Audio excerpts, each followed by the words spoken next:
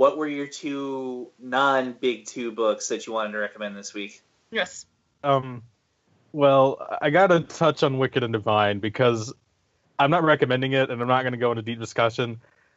But I've not read the entire series, but what I've read, I've loved. And then I'm like, okay, cool, an exercised one this week that I can cover, and it'll be cool.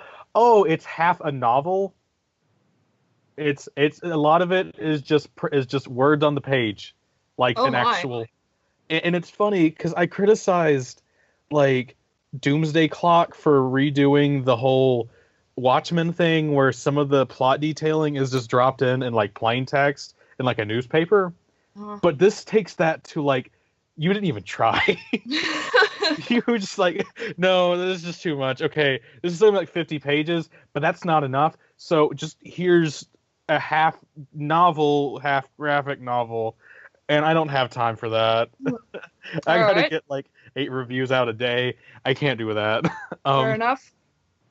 So the two that I will recommend, though, I just had a vent about that, was there was Armstrong in the Vault of Spirits, because Valiant's really kind of winning me over lately. That's what one of the guys I podcast with on the Nerd Dome podcast is really super pretentious, and he is currently in love with Valiant. Yes, Charles, I just called you pretentious. You can't make me not do it. I have customers that I can pretty much picture exactly what his pull list would be, because I have customers that are the same way. He owns it. He's another store owner, so it's even worse. Oh boy. I'm sorry, Charles. I don't know you. I didn't ask to be part of this. But anywho, so Armstrong and the Vault of Spirits. It's so there's these characters, and okay, disclaimer. I am new to Valiant. Okay. So a lot of this. I've read some of Faith, and that's about as much Valiant as I've read. I wish I had started reading when Faith was about, because I've only read a couple of comics with her, and she's so delightful. Make her a movie. She's actually in this issue. She's in. So there's Archer and Armstrong, and from what I understand about it, again, sorry, correct me in the comments. I'm sure you will anyway. Do we get comments on these? Yeah. Oh. Assume that you will. Okay, so correct me in the comments. You were probably going to anyway. Didn't leave Vel disdain. Sorry, I just kind of caught myself off guard with that. I'm sorry. If you're watching this, you're beautiful. But anywho, so Armstrong is he's an immortal guy who's been around since like the beginning of time. Like you do. You know, as it happens. Mm. And there's Archer, who is like someone who's like raised to kill him, and it ends up being like an odd couple. Raised to kill the immortal? Yeah, again, I can't explain. Alright, fair enough. Comics are ridiculous. The irony is, at least in the modern iteration, I don't know if this has always been the case, like Archer is like, did you ever read any Greg Pak's Hercules? Mm-mm. Well, it was Marvel's Hercules, and he's, speaking of human disasters, he's constantly drunk and screwing things up, but he means well, and he's not doing the rape and genocide that old Hercules did. Oh, how nice of him. He's trying to make up for that. Poorly. So Armstrong is pretty much this, except without as far as I know, no rape and genocide. And so, anywho, so the story starts off with him, with him like meeting Noah right as he gets off the Ark. Okay. And it's like, Noah's like, oh, God saved us. And then Armstrong just walks up like, oh, I was wondering if there's anybody else left. Hi. And essentially it's about him getting wine. Like he makes Ham, the son of Noah, makes like a vineyard, and Noah's like claiming responsibility. Like, oh, I did this because I'm amazing. And then Noah drinks all the wine, goes into a drunken, naked stupor. Armstrong gets mad, takes the last bottle of wine that's left, and goes over a mountain, just like, I'm going away from you guys, you're terrible neighbors. Flash forward to the present. Armstrong has the Vault of Spirits, which has nothing to do with ghosts. Spirits as in drink. He has a bottle of wine for every year he's been alive. And it's a vault made with like future tech. For some reason, I don't know how that works in. So there's enough, like the Game of Thrones where they have all the faces. Vaguely, I don't really watch Game of Thrones, but I know of the faceless ones, the assassins. Yeah, they have like just a vault full of faces. Just replace that with alcohol. Fair enough. And he invites some friends Sounds over. like my parents' wine cupboard. That sounds amazing. It's so he invites like Faith, Quantum, and Woody, Archer, and Punk. So and so, I can't remember her name. I'm sorry. So to enjoy some of his wine, it can only open once a year, so he can't drink it all at once, and he can't take too many bottles. Well, there's a group of throwaway villains. There's the Knights Templar, a couple of anarchists who worship some obscure god from like either Sumerian or like some Mesopotamian pagan religion. I can't remember the name of the people they were named after. And the Wolves of Wall Street, who just wear a bunch of masks and are rich dudes and just want to steal the wine to sell for money. They all have these reasons. Oh, that's really on the nose. Yeah. So each of these groups have some reason for wanting to steal the wine. And you're not supposed to take these people seriously, and the comic knows you're not supposed to, so it doesn't waste any time trying to build this up as something significant. And really, it just kind of turns into just kind of a fun, sort of heartwarming, like get together of a bunch of Valiant's heroes, all under the pretense of getting some ancient wine. So, on the line of regular comic book that has no idea they're a comic book and Deadpool, how self-aware are we talking here? I'd say it's not. It's far away from Deadpool, but it's not. It's somewhat self-aware. Okay. It's kind of making a joke at the expense of like. I feel like it's making a joke at the expense of like nameless like Hydra goons or AIM grunts who just kind of go in and just get the crap kicked out of them. You're not supposed to take them too seriously. They're kind of like the action beats before you get to the bad guy, but there's no real big bad guy here.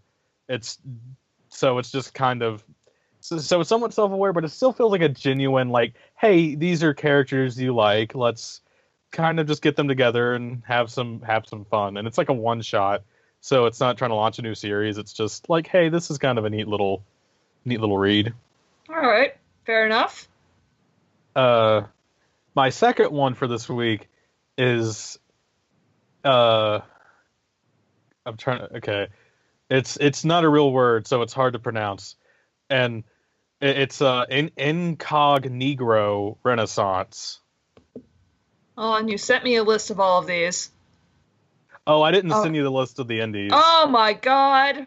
Sorry. How am I supposed to help if you don't help me, Josh? Come on. He said it right. That was right. It's incognegro Renaissance. Yep. And it's about I looked it up afterwards, and admittedly I probably should have done some more research into this one. I think it was originally one of DC's books that they sold through an imprint. Okay. It was an OGN like almost a decade ago. It was just called Incognegro. And I would, after reading this, I'd definitely like to find it because it was interesting. It's good. It's so the story, this actual story, and you don't need to read. I've read the previous one. This isn't a read Batman Odyssey so you understand Deadman's situation. There's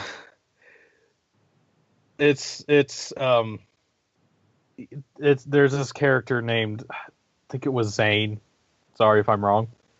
Again, correct me in the comments, anyone who's watching. Who she's a reporter. Oh, sorry, he's a reporter for some local newspaper, and he goes to a like a party being thrown by a rich white guy, where he invites a lot of Harlemites, African Americans, to go there, and essentially because it's set during like Harlem Renaissance, like 1920s. I think it might have already said that, and so he invites people. He invites these people there, and he also invites his rich white friends, and there's a murder happens, and it's setting up a new series for like Zane to try to investigate who killed this person. And what was interesting about it, and what's almost kind of its flaw, is that it's too well researched. And this is where I'm going to start sounding a little pretentious. You're talking to the person whose favorite movie last year was Three Billboards Outside Ebbing, Missouri. I know all about pretentious.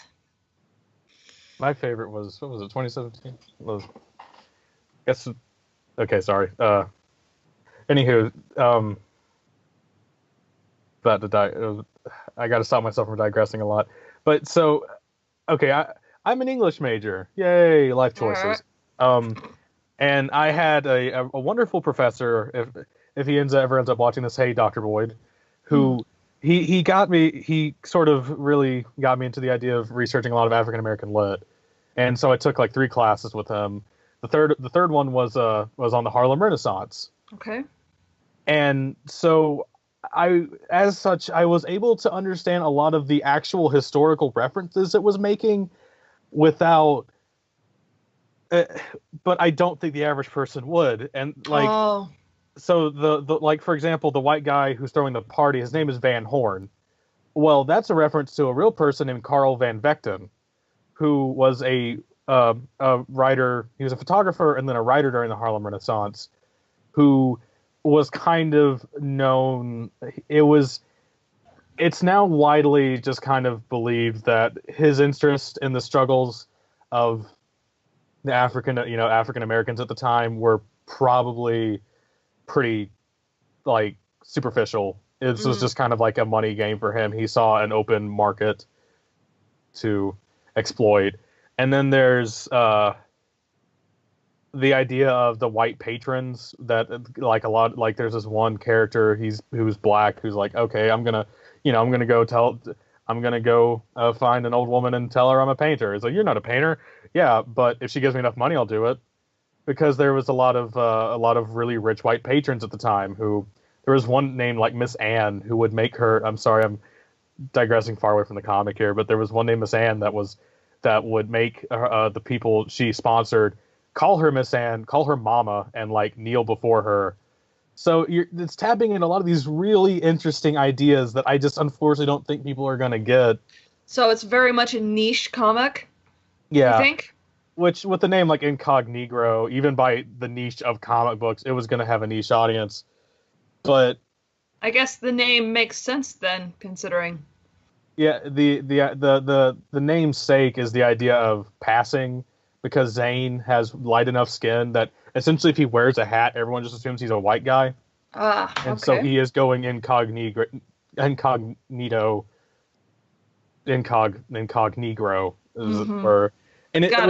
it was really good. The art's, it's in black and white, and the art's really solid. It kind of builds this noir vibe, and I dug it. And that's kind of why I'm promoting it here. It's still enjoyable even if you don't get the concepts, I think, but it's still but if you know the history, it helps a lot. Who published that one? Is it a published? Huh? Dark Horse. Dark Horse. All right. Yeah, it was dark. It was. Yeah. Dark Horse. Okay, fair enough. Do you have anything else that you guys read this week that you would like to recommend very quickly, or would you like to wrap up? I have 2 really quick. Go ahead. Vault Comics put out a book called Songs for the Dead, excuse me. Okay. He's Vault's new publisher on the scene for the last little while here. Okay. And this book is about a female necromancer who finds a missing persons thing on a billboard back in like the medieval times, and she follows the trail to try and find a dead boy, and she finds him, but he's already dead. So she revives him, being a necromancer, and follows him to a castle where she finds a king who wants to like steal her powers and keep her imprisoned, and a lot of stuff happens, and it's just a really solid story and kickoff to a new series. And I really, really enjoyed the nice, clean artwork. Reminded me a lot of the late Steve Dillon. Mm-hmm. For anybody who was a fan of him, Vault's been doing a pretty good job putting a lot of books out that are clever spins on familiar concepts, and necromancy is something I haven't seen in a little while that I enjoyed, so I would recommend that. And then from Image this week, we had Versus. That's by Ivan Brandon and Isad Rybeck. I never have heard somebody pronounce his name in real life, so I don't know how to say it. But he has done a lot of Marvel work you might recognize. He did the Secret Wars a couple years ago. Okay. Anything to be said about Secret Wars is that the art was beautiful. Yeah. This book's no different. It's basically wars are fought now for gaming purposes. And basically Halo, a lot of Halo-esque feels to it. The story didn't like grab me like a ton. I want a second issue to see if I'm going to keep going with it, but I probably will on the art alone. So just wanted to highlight those two. All right. Well, if we've covered all of the comics for the week, then we should probably wrap up. Jeremy, would you like to promote yourself? Sure. Again, I'm Jeremy. I'm the collectibles editor here at BC. There will be plenty of Funko Emerald City Comic Con reveals for the rest of the week, and then next week I will be coming live and direct for all of you at New York Toy Fair. So make sure you're following BC on the homepage and Twitter, and you can follow me on Twitter at Jeremy Ohio, and I'll be posting all kinds of things from the show floor there. Awesome. Josh, would you like to promote yourself? Yes. Sorry. I'm Josh. I'm the reviews editor. I will probably be covering a lot more of the non-Big Two stuff over the next couple of days, and resetting again next Wednesday when the new comic book day comes out. You can follow my work at this point entirely on Bleeding Cool, and you can follow me on Twitter at Josh Davison Bolt, because the Thunderbolts are life. Got it. And I'm Kaitlyn Booth. I'm the head film writer here, and you can follow me at Katie's Movies.